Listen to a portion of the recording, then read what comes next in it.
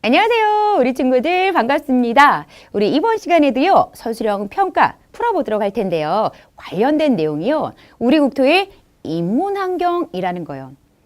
우리 국토 안의 여러 모습 중 인간에 의해서 만들어진 것으로서 인구, 산업, 그리고 교통, 도시, 여러 가지 인문환경의 특징들 살펴봤죠. 그런데 신기하게요. 인구가 많은 곳에 산업이 발달했고요. 산업이 발달한 곳에 교통이 발달해요. 교통이 발달된 곳에 도시도 발달합니다. 이 여러 가지 인문환경의 요소들이 서로 관련을 맺고 발전하는 그런 모습이 나타나더라라는 것도 공부했죠. 그런 모습 떠올린 상태에서요. 첫 번째, 인구 관련된 문제부터 풀어보도록 할게요. 자, 왼쪽의 것은요. 1960년도 인구 피라미드 있고요. 오른쪽의 것은 2017년 우리나라 인구 피라미드입니다.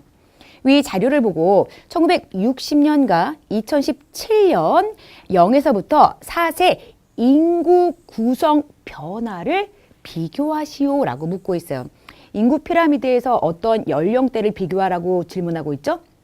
0에서부터 4세. 그러면요, 주어진 인구 피라미드에서도 0에서부터 4세 구간에 좀 더 신경을 써주면 돼요.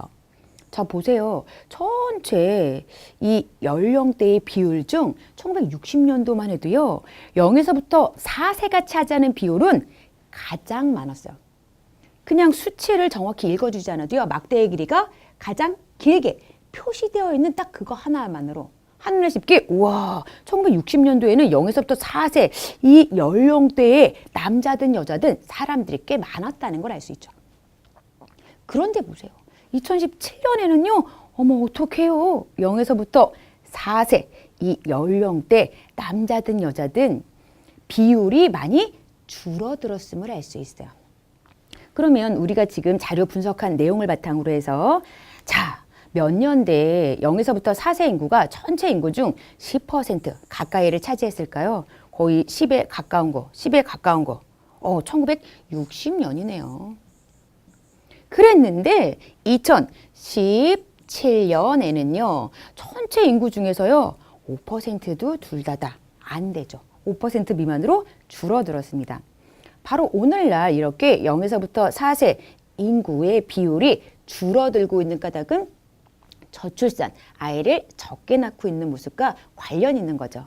자, 위 자료를 비교하여 오늘날 우리나라 연령별 인구 구성의 특징은 무엇인지 쓰시오. 여러분, 오늘날이니까 2017년을 조금 더 신경 써서 봐야겠죠. 옛날에 비해서 0에서부터 14세 요 연령층을 우리들은 유소년층이라고 부르죠. 요 유소년층의 인구 비율이 많이 줄어들었어요. 앞에서 이야기한 저출산과 관련된 모습이죠. 이에 비해서 또 65세 이상 연령을요, 우리들은 노년층이라고 부르는데요. 옛날에 비해서요, 65세 이상 노년층의 인구 비율이 전체적으로 길게 표시된 걸 통해서 늘어났음을 알 수 있죠. 아, 고령화 관련해서 노년층의 인구 비율은 늘어났구나라는 걸 알 수 있는 거예요. 그래서 유소년층의 인구 비율은 줄어들었고요. 노년층의 인구 비율은 늘어났습니다. 이러한 내용을 담아서 답을 써야 해요. 이렇게 답을 쓸 수 있어요. 전체 인구에서 14세 이하 유소년층의 인구 비율은 줄어들고 65세 이상 노년층 인구 비율은 크게 늘어났습니다. 두 개의 좀 연령층을 중심으로 해서 어느 층이 늘어났고 어느 층이 줄어들었는지 요거를 확실하게 알 수 있도록 답을 써주도록 하세요. 자, 이제 두 번째 인구 분포와 관련된 문제를 풀어볼게요. 자, 앞에서는요, 연령에 따라서 어떠한 연령층의 인구가 늘어났고 어떠한 연령층의 인구가 줄어들었는지 이러한 특징을 살펴본 거라면 두 번째는요, 우리 국토 전체를 두고 볼 때 어디에 인구가 많이 분포하지? 인구 분포의 특징을 살펴보는 그런 문제예요.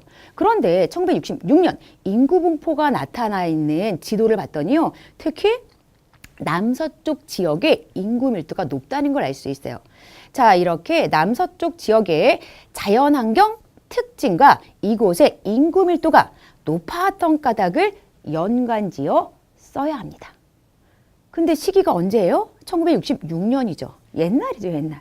여러분, 1966년 정도만 해도요, 우리나라 사람들은 대부분 농사를 짓고 살았어요.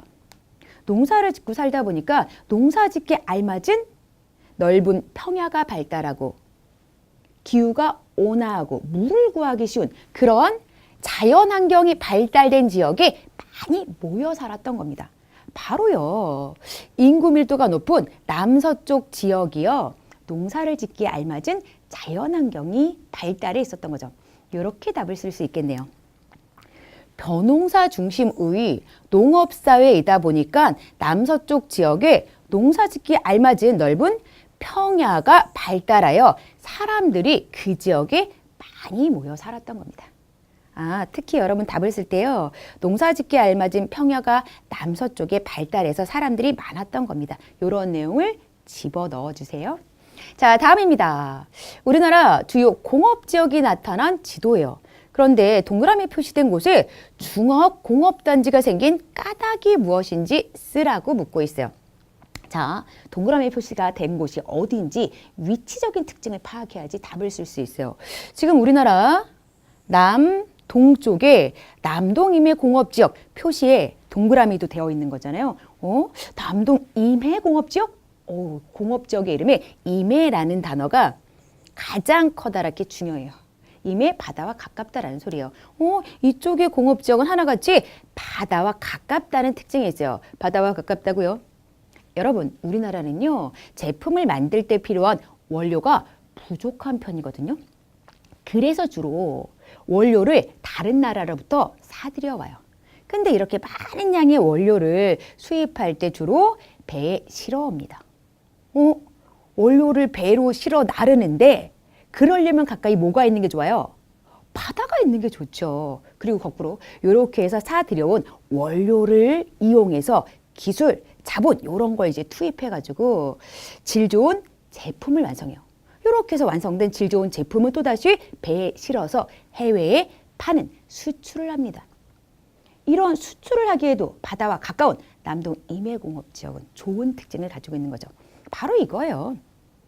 생산에 필요한 원료를 배로 수입하거나 완성된 제품을 배로 수출하기에 편리하기 때문이다. 동그라미 표시된 곳은 바다와 가깝기 때문에 원료를 수입하고 제품을 수출하기 알맞다. 이런 내용을 담아서 여러분이 답을 쓰면 됩니다. 자, 이제 마지막 문제, 교통 관련된 문제 풀어볼게요. 자, 주어진 교통도는 2018년 우리나라 교통도입니다. 위 지도에 표시된 기역, 니은 중 교통이 더 발달한 지역은 어디인지 쓰시오. 교통이 더 발달했다라고 하는 건 여러 가지 교통수단 시설들이 더욱더 풍부한 그런 곳이겠죠. 고속철도 이용할 수 있고 철도 이용할 수 있고 고속국도, 공항, 항구 여러 가지 교통시설들을 이용할 수 있는 그런 곳이 당연히 교통이 더 발달한 곳의 모습일 겁니다. 그냥 눈으로 확인하면 돼요. 한눈에 딱 봐도 자, 니은 쪽에는요. 고속국도는 이 안에 많이 그어져 있지 않아요. 이 부분은 거의 고속국도였고 철도 정도만 표시가 되어 있죠. 그리고 공항이 니은에는 하나도 들어가 있잖아요. 기억에는요. 뭐 고속국도, 공항, 철도, 고속철도 다양한 교통시설이 들어가 있잖아요. 그래서 쉽게 기억이야 라고 우리가 답을 쓸 수 있어요. 네, 본격적인 서술형은 두 번째입니다. 위 지도에 나타난 고속철도의 개통으로 달라진 사람들의 모습을 생활권과 관련하여 쓰시오. 그냥 먼 곳까지 쉽고 빠르게 갈 수 있게 됐어요. 이렇게 쓰면 안 돼요. 질문이 생활권과 관련하여 쓰시오 라고 나와 있기 때문에 생활권 이 말을 넣어서 답을 써야 됩니다. 생활권이라고 하는 건요. 뭐 통근, 통학 등의 일상, 생활, 범위를 가리켜요. 여러분 고속철도를 이용하면요. 서울에서부터 부산까지 2시간 40분밖에 걸리잖아요.